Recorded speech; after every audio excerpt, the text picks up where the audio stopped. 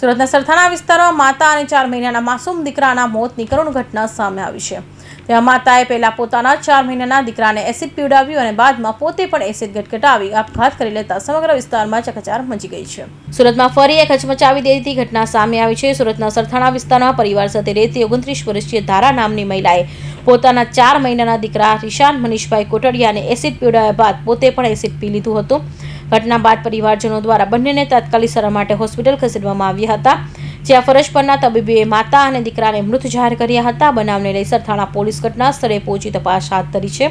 તો પ્રાથમિક તપાસમાં પારિવારિક કારણસર આ પગલું ભર્યું હોય એવી આશંકા વ્યક્ત કરવામાં આવી રહી છે। હાલ પોલીસ દ્વારા સમગ્ર મામલે વધુ તપાસ કરવામાં આવી રહી છે। ગઈ તારીખે 1/6/2026ના રોજ સરથાણા પોલીસ મથકે એક MLC મળી હતી, જેમાં જાણવા મળ્યું હતું કે 28 વર્ષના ધારાબેન કોટડિયા જે પોતે એસિડ પીધો છે અને એમના પોતાના 4 મહિનાના બાળકને પણ એસિડ પાયો છે, જેનું નામ છે રિશાન કોટડિયા। ત્યારબાદ હોસ્પિટલ જઈને વિઝિટ કરતા તેઓ અનકોન્શિયસ હાલતમાં હતા। ત્યારબાદ રાતે 10 વાગ્યાની આજુબાજુ એવી MLC મળી હતી કે બાળક મરણ ગયેલ છે।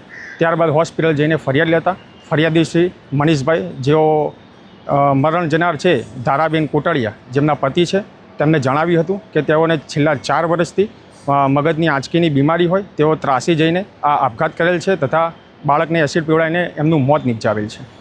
સર, કોઈ સુસાઇડ નોટ મળી હોય કે કોઈ કઈ રીતની તપાસ આવી? પ્રાથમિક તપાસોમાં જાણવા મળેલ છે, અત્યાર સુધીમાં કોઈ એવું તથ્ય જાણવા મળેલ નથી। અને સાહેબ, આજે બેન હતા એમના પિયર કાર રહેતા હતા કે કઈ રીતે ક્યાં જતા છે? આ ઘટના જે બની છે એમના પિયરમાં બની છે।